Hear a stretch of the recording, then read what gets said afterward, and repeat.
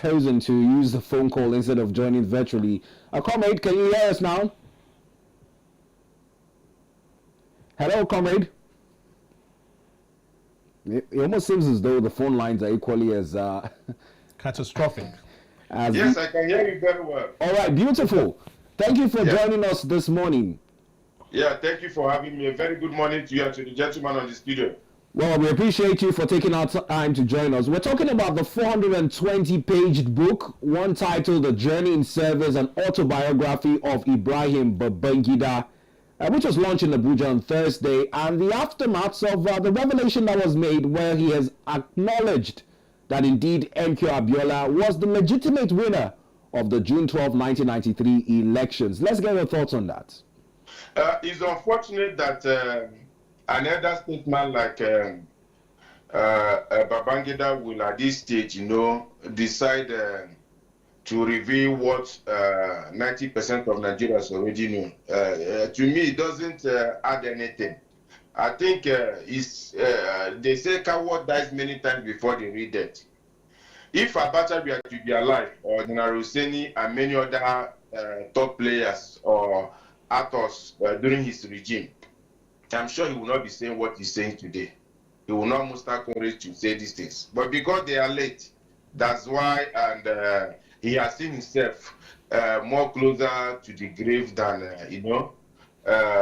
existing. And that is why he's saying what he's saying. So it doesn't add anything, especially when the immediate past President Muhammad Buhari has already recognized MKO as one of former presidents of Nigeria and has given all the entitlement that is required of him. So whether he includes it in his book or not, it doesn't make any sense. It doesn't add anything. Because that struggle took a lot of lives, caused a lot of damage. Okay, what if now the family of Abiola decide to take steps with regards to this revelation?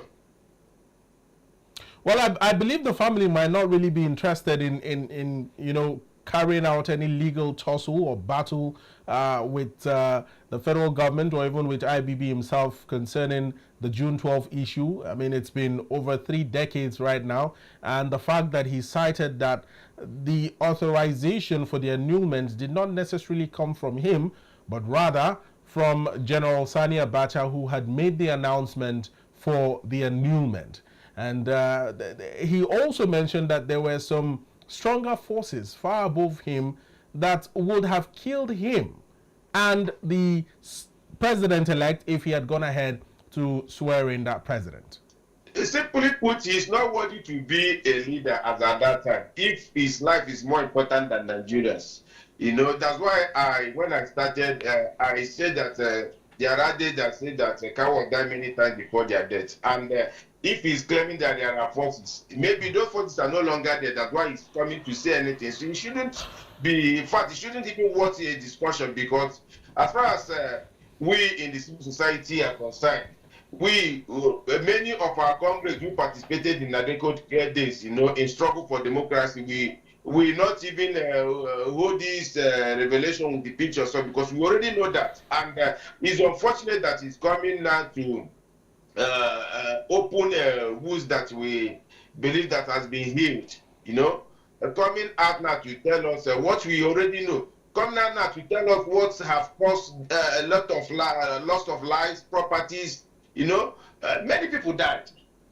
Many people died. Uncountable number of persons died. Some went into exile.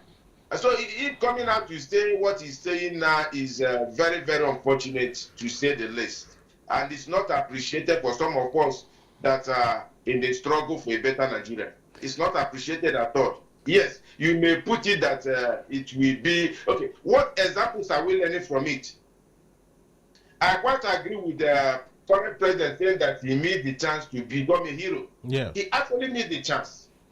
Who are the stronger forces? Who are the superior forces? He didn't specifically mention. He did not specifically mention the stronger forces. I didn't know what to say. He did not specifically mention who these stronger forces are, but speculations are that it must have been some set of northern elders or northern cabals at the time that were strongly in grip of the political sphere of the country and were also instrumental to him becoming military president at the time. Oh yes, there's an adage that says that which cries at night a child dies in the morning. For the fact that he said that Abacha annulled the nation, what other names are you looking for? You understand? What other names is Abacha the chairman of the Electoral Commission then? No. Is he a member of the commission? Is he a returning officer? No. Is he head of the state? No. So he has indirectly and in many ways pointed at head of the cabals. You understand? But then, having said that, that is not the only revelations in his books. There were other killings, coups and counter coups. Persons like Delegiwa was mentioned in the book. You understand? Yeah. So, if we begin to put all these jigsaws together, it's reopening wounds. He would have gone with information, because the information, I don't know whether it will do us good or do more damage to what we already know. You understand? If the families of Delegiwa and the others look into take that book and begin to make case out of it, what do you think will happen? Is it not creating more tension, hitting up the police in the form of sharing what he knows? If what you know can grow the country and you refuse to share it and you are close to maybe a sharing, what's the sense of it? Is it not wickedness? Is it not evil? Yeah?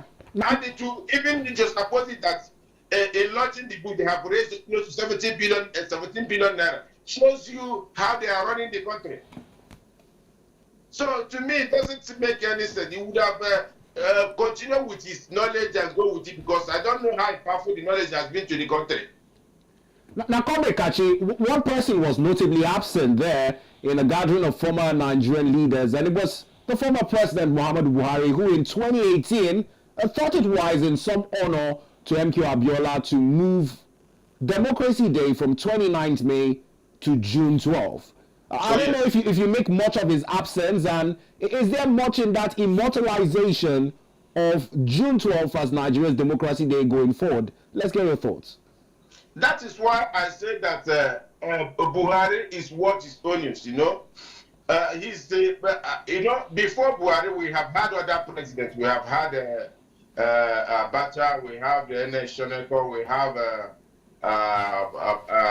Abu Salam, we have Yaradua, Jonathan, and Buhari. It was only Buhari that deemed me fit that we must give honor to this guy. We must recognize him.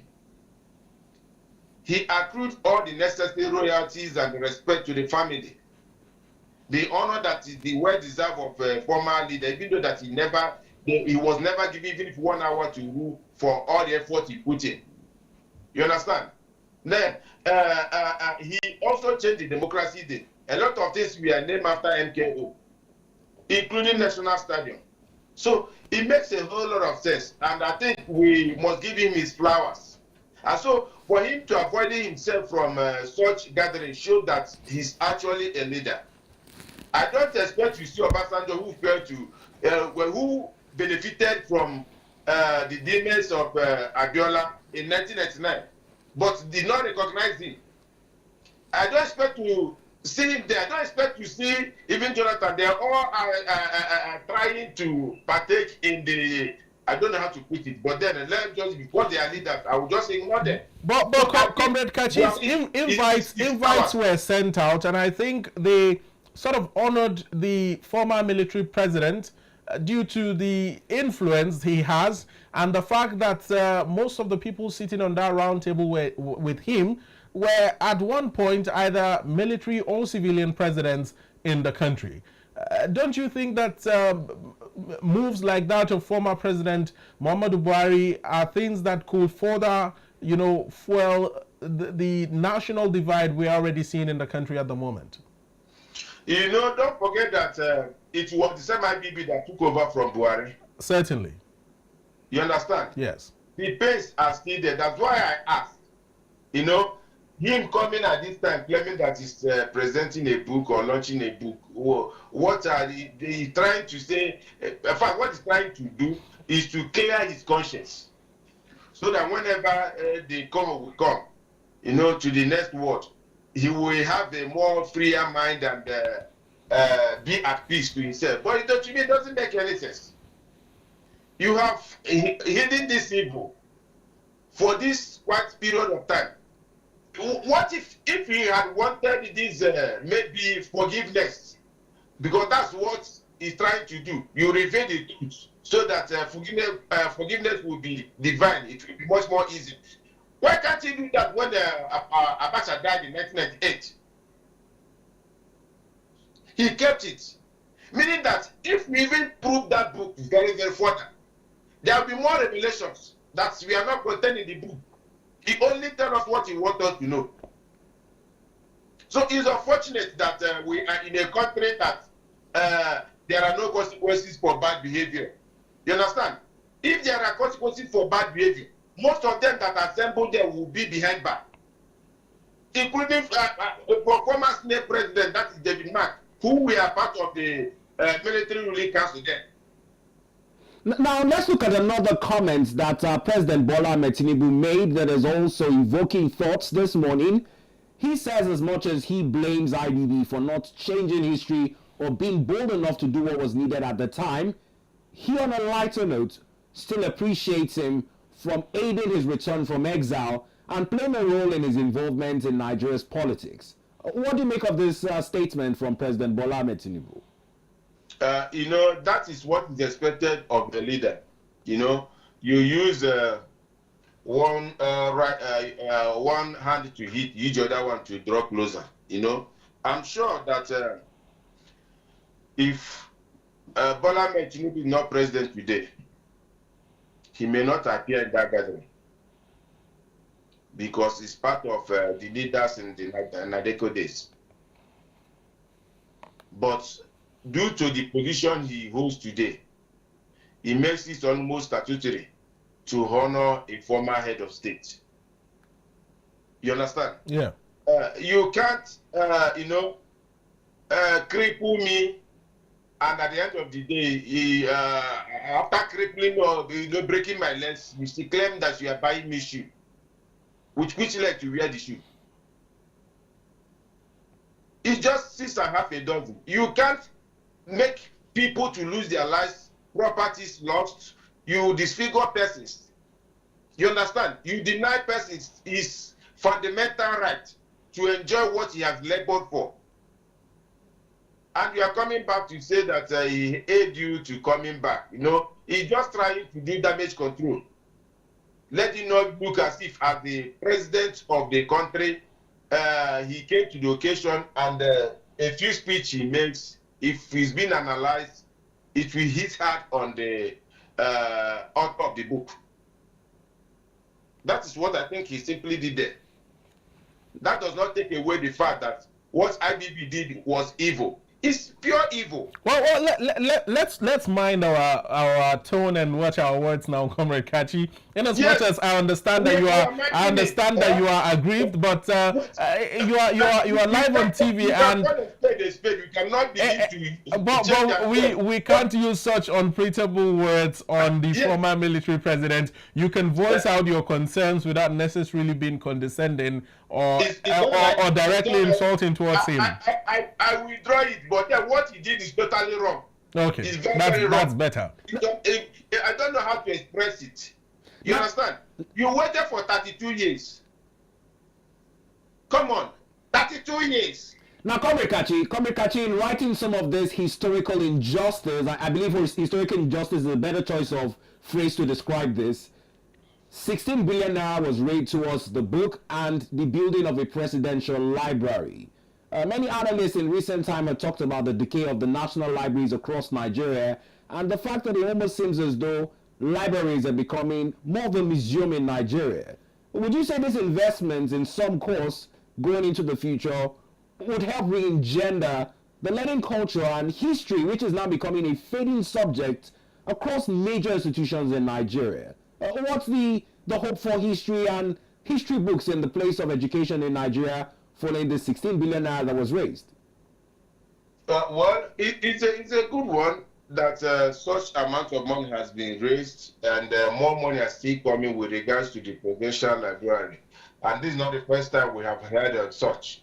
Under Obasanjo, when he finished his leadership, such were raised. I don't know about Jonathan, and it appears to be a norm that once one finishes, that's when he begins to raise such a thing. But then, according to UN, there are certain percentage of budgets that is expected to be channeled to education. Are we meeting up to that quota? The answer is no.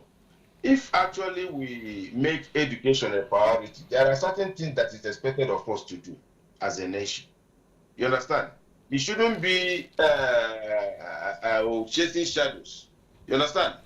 We shouldn't be allowing our students to be going on and off strike. For example, in FCT here, for some weeks now, the MEAs are on strike. The primary, which is very, very fundamental to education, they are on strike. Yeah. In our capital. And you are claiming you are raising billions for library or museum or whatever you call it. You understand? Does it make sense? You leave the fundamentals and be pushing a secondary agenda that you think that will be beneficial to parties that you have interest in. Whereas the general populace, the one that will secure the future, you ignore it. You understand? Well, Comrade Kachi, let me just get your perspective with regards to this, especially in cleaning up the mess that happened during June 12th. And 3 decades later, we have seen the former military president launching a book. But beyond launching this book and beyond receiving billions of naira in donations from well-meaning Nigerians, what else do you think that the former military president, alongside his cohorts, including, General David Mark, could do to ensure that they rewrite the course of history and make amends for their wrongs?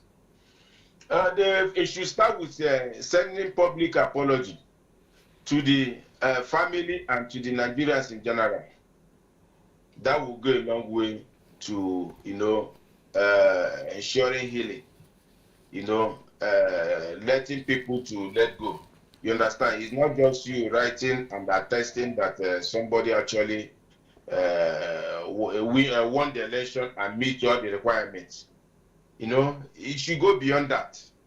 You understand? Yeah. The very, very fundamental in this revelation is apology. Send a public apology to the family of MKO Abiola. You understand? Let the children and grandchildren that are still alive, know that you have opened up. Then send the same apologies to Nigerians whom you made to suffer for these dungeon years, who you made to go through a lot of avoidable pains and death. Send apologies letters, public apologies to them. That will help the healing. That will help the mending. That will help the whatever you try to achieve with regards to this book you share. You understand? If not, I do not see much impact the book will make without apologies to parties who have denied their rights. Now, moving on to other issues greeting the conversation this morning, let's bring it back to our National Assembly. Now, whilst there are rules and ethics and codes of conduct governing the deliberation of our federal lawmakers while sitting in the hallowed chambers, it has become a subject of public scrutiny following dramas that have ensued in recent times. Yesterday was also one of such dramatic days, as we saw a sitting arrangement, one that was orchestrated by a defection of Senator Natasha from the People's Democratic Party to the APC, and some seats had to be vacated. In keeping with the Senate's arrangements, some senators had to be reallocated new seats. One senator who did not take lightly to this rearrangement was Senator Natasha, representing Kogi Central. And shortly afterwards, we all saw the viral clips emanating on social media, and reactions followed even without knowing the root cause of the matter. This morning, we hear that it is over this seating arrangements. What do you make of this development on the floor of the Red Chambers? I think before any endorsement or inauguration of any assembly takes place, they used to undergo a lot of trainings and workshops. And to that, I believe that these assembly, I think the 10th assembly, yeah, under the chairmanship of Senate President, did that. There are certain things that are statutory that you give one irrespective of privileged position you acquire, courtesy of your colleagues, that requires you that without even being told as an adult, you should know that these are statutory things to do. You know, give honor to whom honor is due. If there were consultations, probably what happened wouldn't have happened. If there were at least discussions, it will not happen. But taking people as if, making it as if this place, I own this place, is dictatorial in nature. You don't consult people, you just move them away from where they are and replace them with another person. It's a democracy. It's uncalled for. You understand? It's uncalled for. Yes, I learned that they said that we are moving on that 10, which refer to matters like that to their committee, but then it shouldn't be. You don't come to Market Square and make somebody a scapegoat and you go by the side and begin to do damage control. It doesn't help. And if we continue to keep silent and begin to do eye service, oh yes, member, you know, just to gain some favor, that means we are killing our democracy. We saw the way the senator was shut down yesterday. They switched off the mic. It's not the first time we have seen such a thing in a democracy. It shouldn't be. I think the onus lies when she's in that chamber and she has some grievances to pour.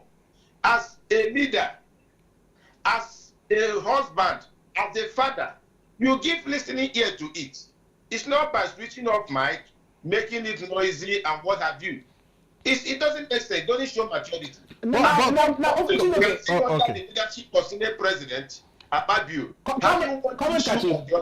The other time he was giving envelope to senators. The other time was against Ali Dume. The other time was that Nigerians will be protesting, they will be celebrating, and so on and so on. It shouldn't be appearing in on the news for wrong reasons. It doesn't help his leadership. If he's somebody like David Mark, whom we just mentioned that we are to be in that seat, he would have tolerated whatever Senator Natasha is presented.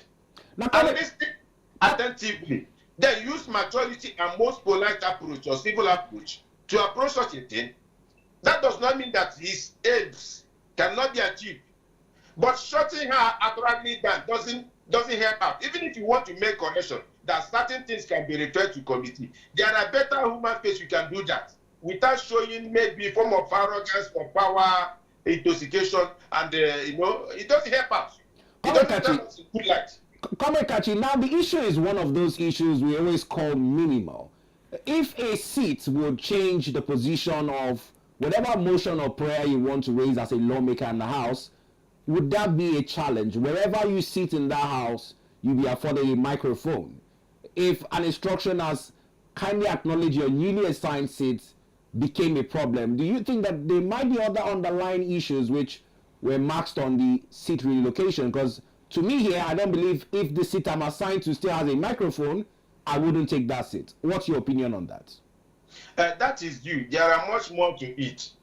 You understand? That's why they tell you that at the assembly they have ranking members and non-ranking members. You know, there are seats you will sit whenever issues of importance comes in and is open for debate. You may not even have opportunity to make your input. Before it will get to you, they have ruled. But there are areas you will sit. It helps in lobbying whenever you are sponsoring a bill, whenever matters of interest from areas where you are coming from, it is being presented. There are places they will place you. Yes, there are mics everywhere, but then it will be like you are just a follow senator. I want you to clarify more on that, Comrade Kachi. Why is this so? I mean, every single democratically elected senator or lawmaker should have at least a certain relevance and rights and privileges. Rights and privileges within the House, whether it's the Senate or the House of Representatives, to be able to represent their people from their senatorial district or whatever the case may be. You just said it now, rights and privileges. Was it observed yesterday? It was not observed. Rights and privileges means that before you take me unaware, I have that right to be informed that you're taking me unaware. You understand? For example, we are having this conversation this morning because we have a discussion before them. If we don't have a discussion and you just put a call to me and maybe expect that we'll begin to have this conversation, will it work? Big question.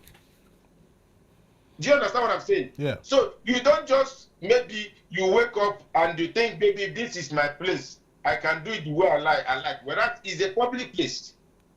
Whatever position you are holding it on trust. It's a privileged position. That does not mean that you are wisest, you are strongest, you are whatever. No. Well, Comrade Kachi, could this situation have been better handled without the escalation that we saw yesterday at the floor of the Senate? It lies on the leadership. I have said it. There are persons that will be on that seat, so the thing will not happen. Maturity will set in. Tolerance will set in. Now we're not just speaking on the part of the Senate President. I'm also referring to Senator Natasha on her part, because it appears the outburst was coming more from her than even the Senate President. Do you beat a child and ask the child not to cry? Is that not a wickedness? It's certain. There's no way you can beat a child and you ask that child not to protest, no? If you beat a child and still force that child not to cry, that's the highest level of wickedness. So if you see her, expressing her protest with regards to whatever submissions she's making, allow her to finish. Then you use a civil approach to, draw her attention that such a thing has been referred to committee or can be referred to committee, but not naturally shutting her down.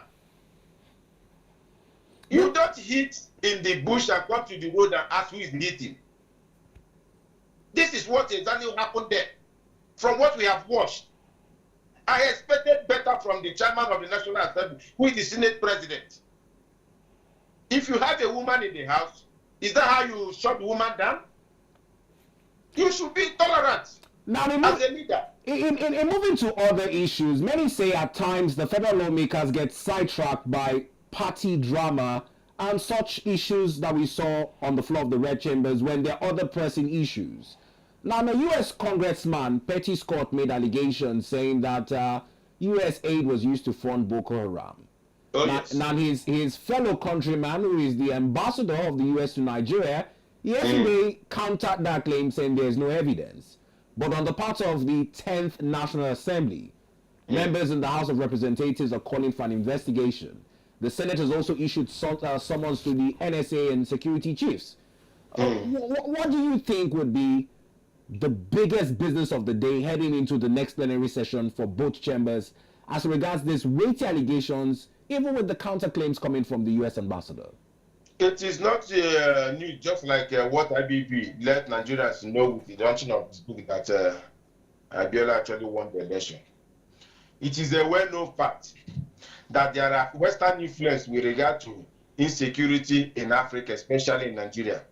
And it is deliberate and intentional. It is on purpose, to keep us eternally fighting while our natural resources are being illegally mined, and then influence that would have created in the international community will be limited. You understand? So it's not new. And it pains me even more to see that our current president, Bola Ahmed Tinubu, that see our brothers whom have taken bold steps to contest some of the Western influence, like those Francophone countries, saying no to having a French military or French president in their country. And we have seen Hope Nobin, dilly-dallying, almost being on bed with them. It doesn't help out. And to even understand that he's the chairman of the ECOWAS, where these brothers belong, it doesn't help in security issues. Now, coming to the revelation, it is a fact that every honest person and educated person in Nigeria knows there have been even factors that you can put the jigsaw together to arrive at that. You see the way arms and ammunition are being presented to these terrorists using helicopters. You see the way they move these minerals flying low so that radars will not capture them.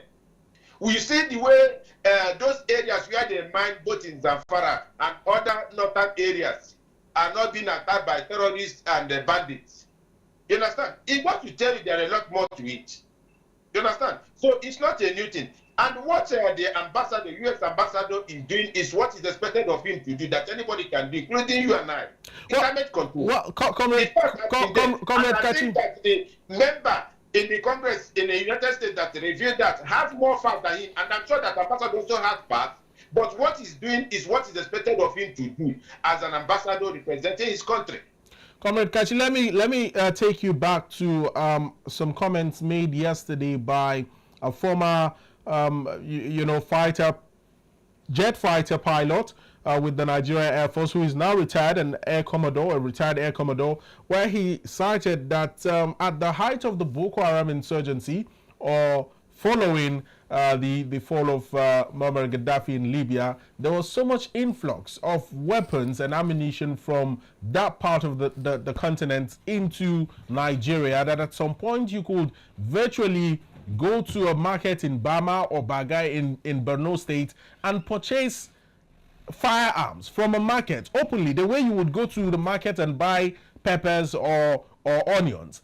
If there was so much information about this at the time, why did the Nigerian military, why did the Nigerian government not address this issue until the de-escalation of peace that we have seen that has lingered for 16 years, 2009 till now? Well, I would say there were efforts to, curtail such a things, but Nigerian government face sabotage from time to time. Every government that comes in will have one issue of sabotage that they face or the other. Yeah. You recall that under Goodluck Ebele Jonathan leadership, he made efforts to even get arms, but those efforts were frustrated. He tried to use another channel. It was a sabotage at South Africa. You understand? And those frustrations led to, at a point, he had to let Nigerians know that even Boko Haram are in his cabinet because of the frustrations he's facing. So, if after the death of Muammar Gaddafi, and we saw proliferation of arms and ammunition being sold openly, it goes to tell that there's much more to it.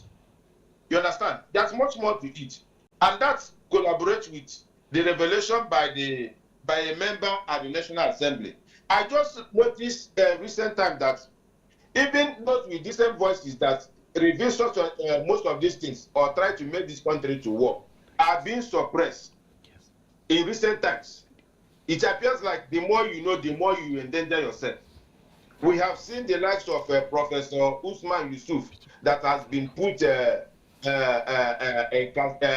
incarcerated to Kuje. We have seen the likes of Maina, whom they claim that he stole pension money, whereas he recovered $3 for Nigerian government. We have seen similar things play out even with the struggle for Martin Mbekano release. So it appears like the more you have decent voices that say no to some of these statues, the more they go down. The issue revealed by the American congressman, it's a fact. Everybody knows. It's a fact.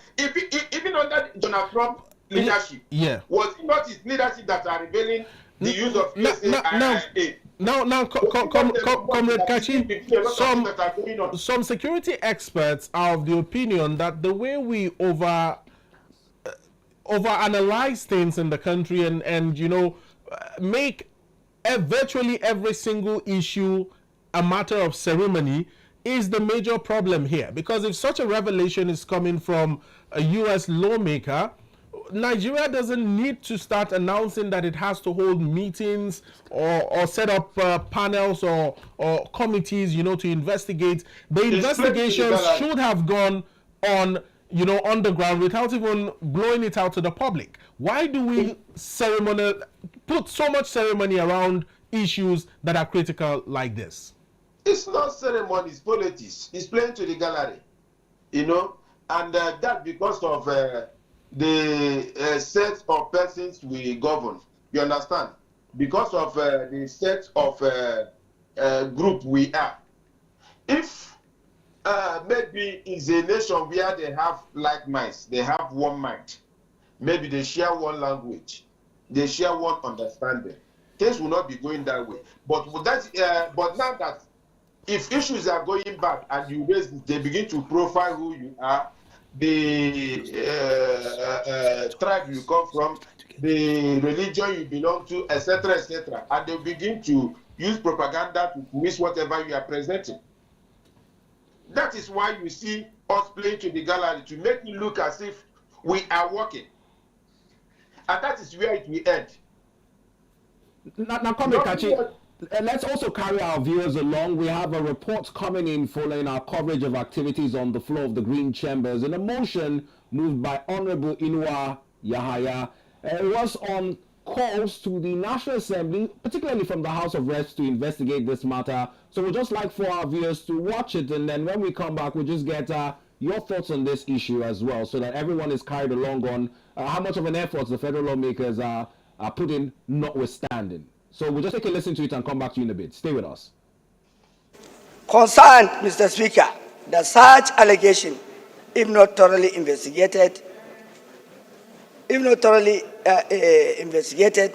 could undermine Nigerian sovereignty, compromise national security efforts, and diminish public confidence in the fight against terrorism.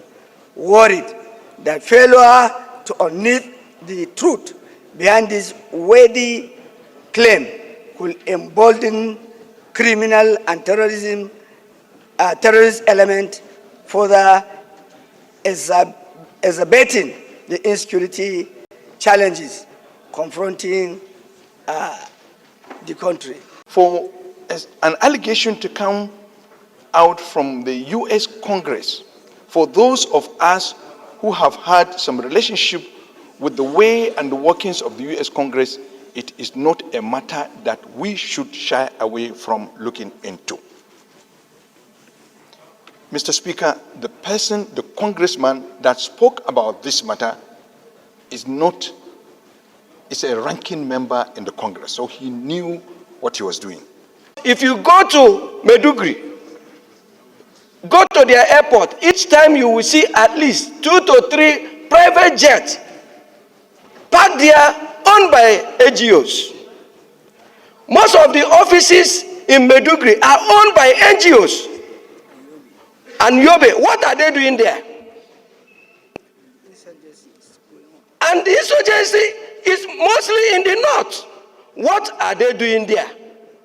My honorable colleagues, we cannot take this as a mere allegation. We must stand as a nation, a sovereign nation, to defend this country.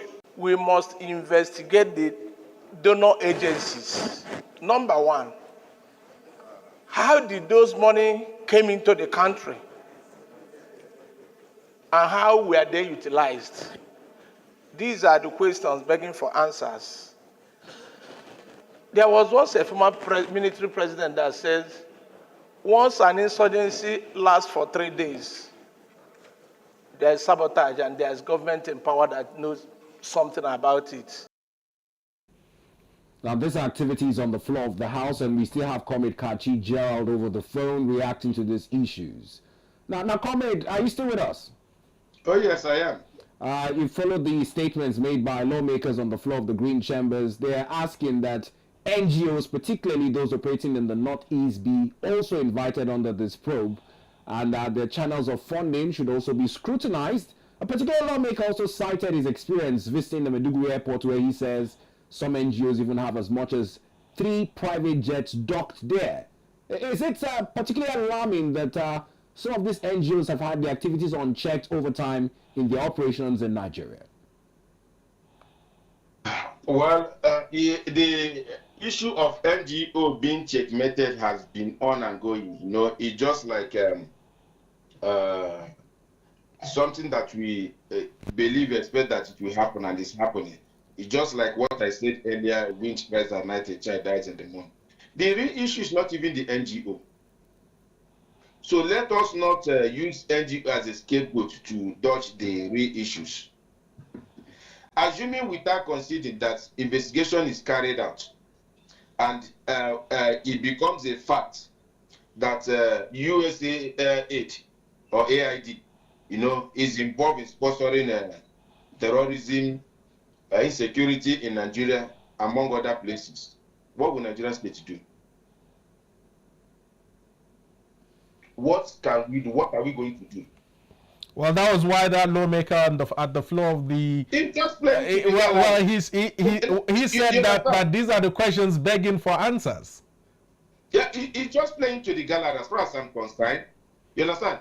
If at the end of the day it is a fact that they are actually aiding and abetting terrorism, which many of us know that one way or the other, the West has a hand into some of the challenges we are facing, what would the National Assembly and the Nigerian government do? And this is where I frown at seeing our leader, our president, in whom we so much love, hobnobbing with France. It breaks my heart because it's not going to even aid our fight against insecurity. These are our brothers who are in Niger, in Chad, in Mali, and Burkina Faso, Senegal, among other areas.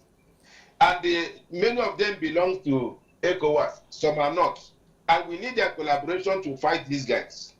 And they are seeing of those the things that have, one way or the other, aid and abet this security challenges they are facing in their country. And they are seeing us of nothing with them. How do you think that they can offer help in our fight against insecurity? That is why I ask, if the investigation they are demanding is true, what would they do? So let's stop playing to the gallery. Let us make Nigeria first, just like you see Donald Trump doing America first. Let us come home, use indigenous ideas to resolve our matters. Not necessarily depending on the West for anything we want to do. How do we do that? Let our president start with leadership example, leading from the front. Stop this. If you have headache, you say you are going for medical checkup over there. If you have mosquito bites, you are going there. Let us stay at home, solve our problem. If you have vacation to carry, it should be any state in this country. If you have a need to buy any vehicle for your security, make use of Nigerian produced cars. We have over 4 to 5 of them. We have Innocent, we have GAC, we have Nord, and many others, including the one that Dangote is assembling in Kaduna. Let us make use of what we have. Leave this over-dependence on the West. Stop borrowing from there. And that will improve our international relationship. But by the time they begin to see us, depending on them for almost everything, what happened with regards to the complaint they gave with Canada Embassy and others that undermining Nigerian sovereignty will continue to happen. So I therefore say the issue of whether you investigate or not shouldn't be the point. It is a ranking member, a leader in the United States, a political figure. It's not just a layman like you and I that analyzing issues. Somebody that's in position of things, have information that is shared, should be taken like that.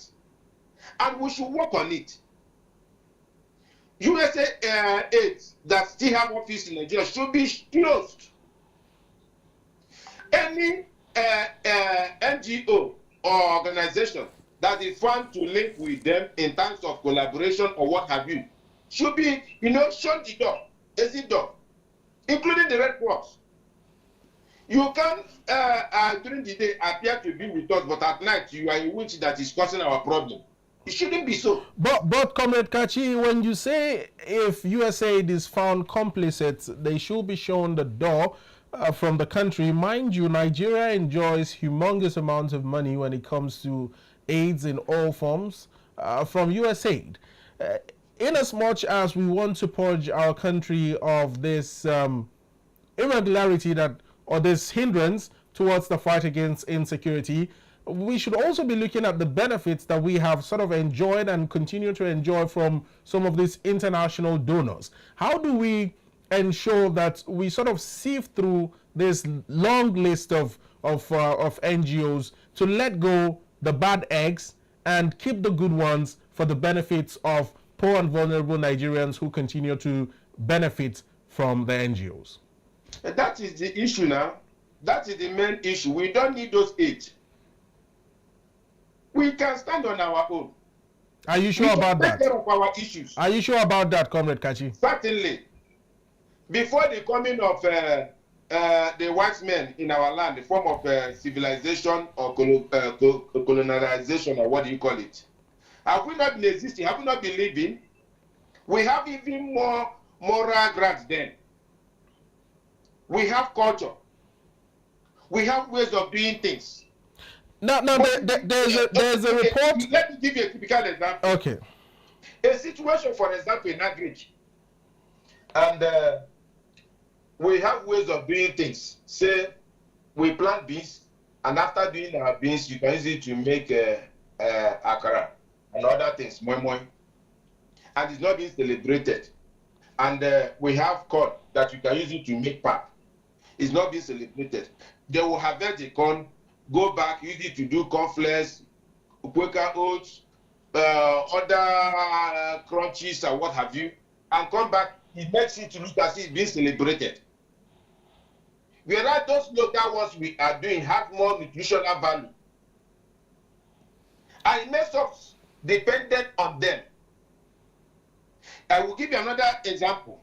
Where we have fabrics in Kano, in Aba, in Kaduna, and other areas, they are producing wonderful clothes, materials. It's not being celebrated. But they will come here, go to our markets, buy them, take them to Italy and any other place. You begin to hear Gucci, Versace, and what have you. If they are no longer there, we will find a way to develop internally. Well, Comrade Kachi, a report says that if USAID should exit Nigeria, that the country risks losing about $603 million in funding from the same USAID. Do you think this huge money is worth letting go? I mean, the allegations are not proven yet. We saw the lawmaker from the U.S. citing the allegations, and then, of course, the U.S. ambassador to Nigeria refuting these claims. So it has not been established. And with this huge figure on the line, you still don't think Nigeria needs this money? You see, ambassadorial work is an appointment work. And whenever you are appointed to do a job, whoever appoints you, you will do the bidding. It's whatever he tells you to do, even whether they are right or wrong. In most cases, that is what it is. Yeah. But elective work is a work that has to do with research, information, check and balances. And that is what you have with the Congress guy. There's no way you will begin to hold the statement of ambassador superior to whatever the Congress guy has said. And he said it in the floor, in the chamber. There's no way. So we shouldn't even be making referrals to what this guy is, the ambassador is saying. Another example I will give you. Elon Musk is an appointee of the President Donald Trump. follow most of his revelations, you'll be marveled. You'll be marveled with what they are revealing. That's because they have the sincerity to improve their country and to let them know what is going on. Yeah. And the policy they are playing. But going forward. Okay. The amount you are mentioning. Yes. It's a peanut to what we can grow internally. It's a peanut. It's time we open our people's eyes. You don't come here and mine billions of dollars and at the end of the day, something that's no less than a 1% of what you have taken away, you a form of a claim that is donor or charity or grants, and you are presenting it to. We don't need those donations. That is what has kept Africa underdeveloped. We don't need it. Going forward, Comrade Kachi, what do you think, in your opinion, what do you think the way out is? Should we entirely rid the northeastern part of the country, I bet other parts of the country as well, from this scourge of non-governmental organizations, international donors who continue to pour in and make money off of Nigeria? Or should we find a way to create a balance between the country and them where they can operate externally without necessarily being domiciled here? I think one of the major things we first need to do is this. Yeah. Let us profile some of the NGOs that have benefited from this USAID, especially in the past 16 years that we have had insurgency or insecurity in Nigeria. If we have most of them, no matter how highly placed they are, they should be shown the exit door. That will help us to grow. But if we begin to hobnobby and begin to look at there could be some elements of truth that they are innocent or they are not innocent, it will not help us at all. It will not. There have been revelation by our military of some of the challenges they have faced over time with regards to counterinsurgency and the roles played by this agency, these NGOs. A situation where our military will be faced under humongous attack. You will not hear those NGOs, sympathizing, expressing a hand of solidarity or a support to them. But whenever there's a mistake, because they are small perfect organization, they will fly to time, raising issues. Let us look inwards. Let us, the decision are looking at maybe the reaction of the West. Now that a congressman has revealed what we already know, we should act on it. By acting on it, we will command respect. But coming to the gallery claiming that we want to investigate, what are we going to investigate? If I know that you're coming to investigate, you don't think that I'll put my house in order? You understand what I'm saying? Yeah. So it should be something we begin to make public, let it look like we are active. Tomorrow, the member of House of Rep that made that call, we go to the constituency and tell them that I made a call, I sponsored a bill. First, I'm not a dormant member. I told them to this revelation. If you are found and you know what you're doing, will you clap for such a person, such a fellow? Something that's supposed to be classified. If we have the interest of the Contract Act. So play to the gallery to show people that I'm working, it doesn't make any sense. So our Nigerian government should look inwards, take this matter very serious. Now, Comrade Kachi, in closing, we've dwelt largely on political issues in the news. Let's look at some economical issues and how it affects society, particularly with the CBN's MPC meeting.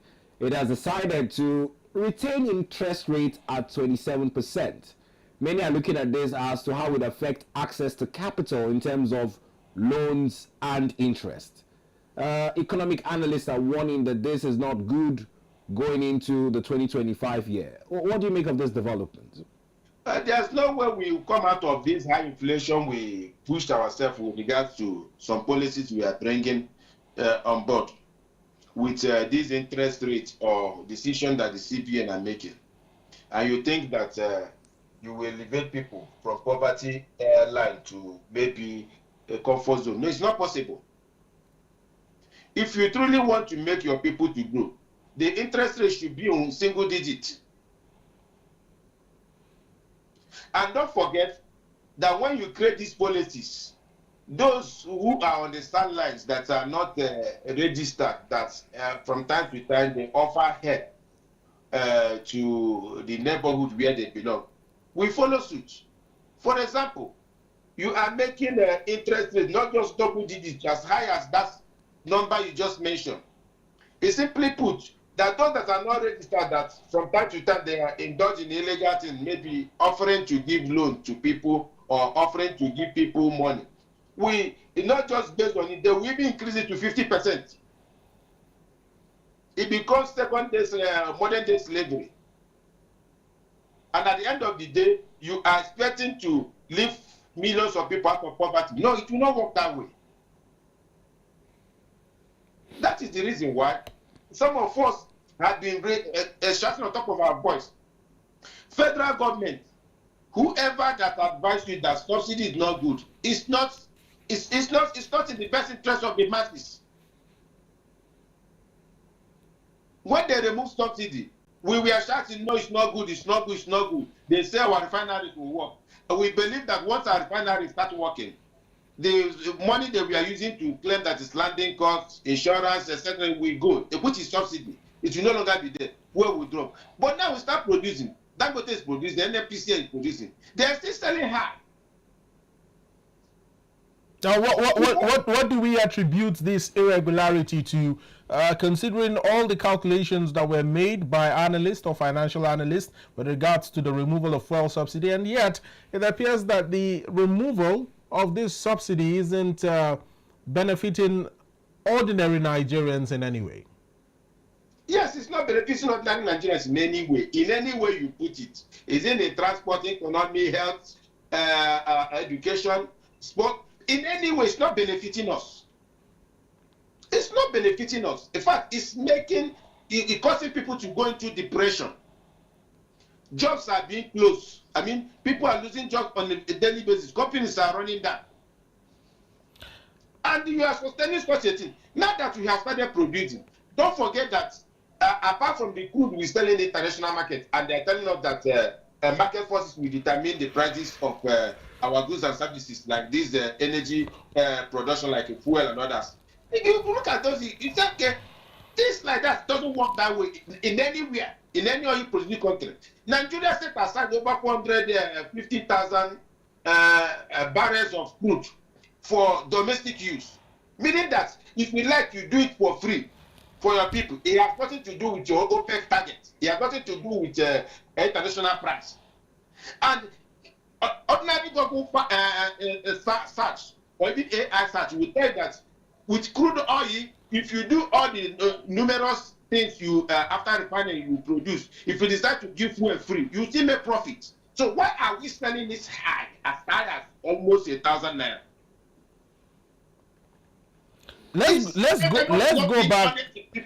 Let's go back to the single-digit interest rates you had cited, you know, for the CBN to adopt in the country.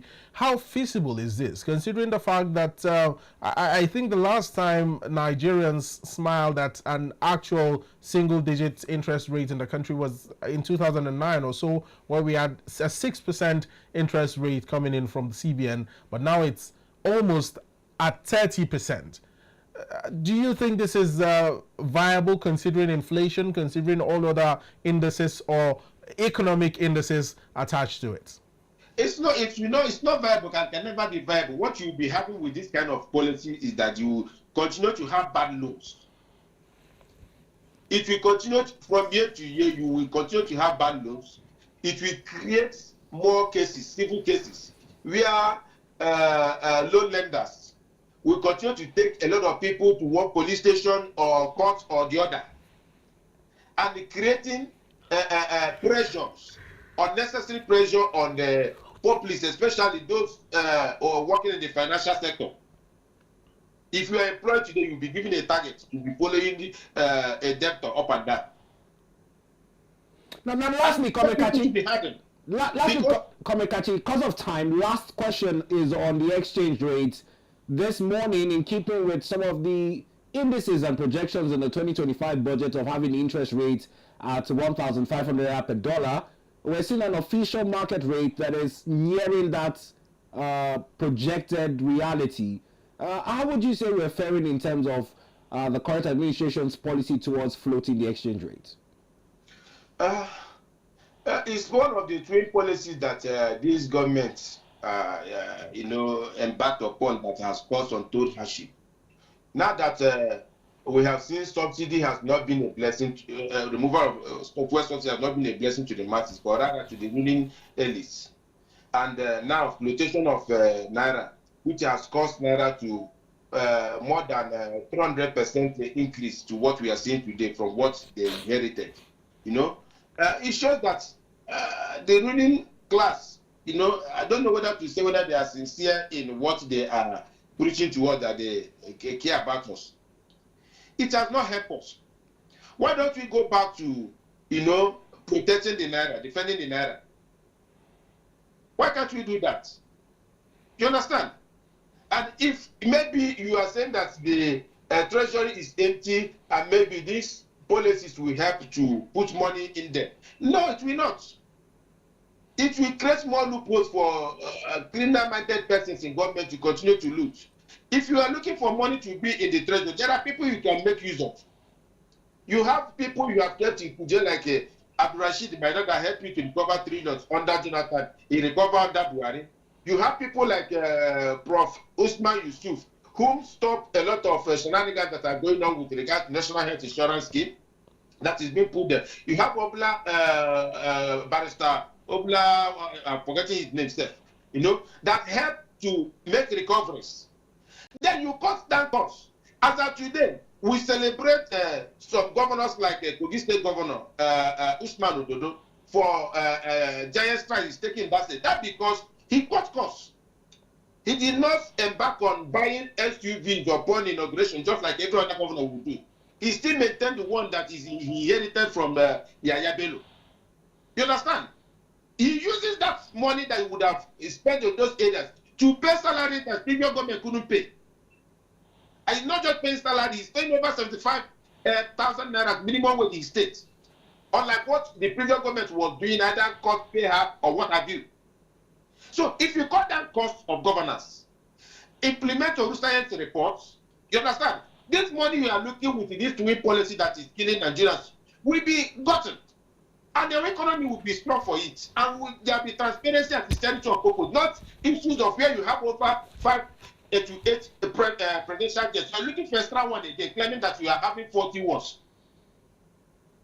So if there is sincerity of purpose, and this we call them cost of governance, a lot of things will be good.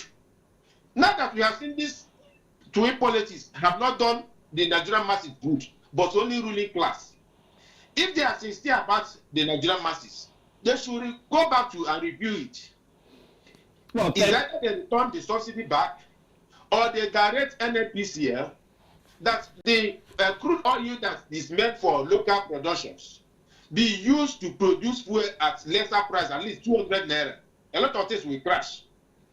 Then you look at this flotation of Naira, you find a way to defend Naira. If you can see that defending Naira will cause us to have more debt internationally, you leave them alone. Join BRICS. Well, there was under President Muhammad Buhari, there was a time he made a deal to see how we can have exchange rate of Naira to yuan in China. If you are going to China direct, you use China currency to buy, or you use Naira to buy. We can begin to have innovative ideas toward that angle. If dollar is costing us a lot of headache, do away with dollar and join the BRICS. Well, we must thank you, Comrade Kachi. I'm afraid time is not enough to get these brilliant submissions and suggestions that you are postulating on the show this morning. But we thank you for being objective in your response to the issues in the news. Thank you for having me. Always a pleasure. Well, that's as much as we can take.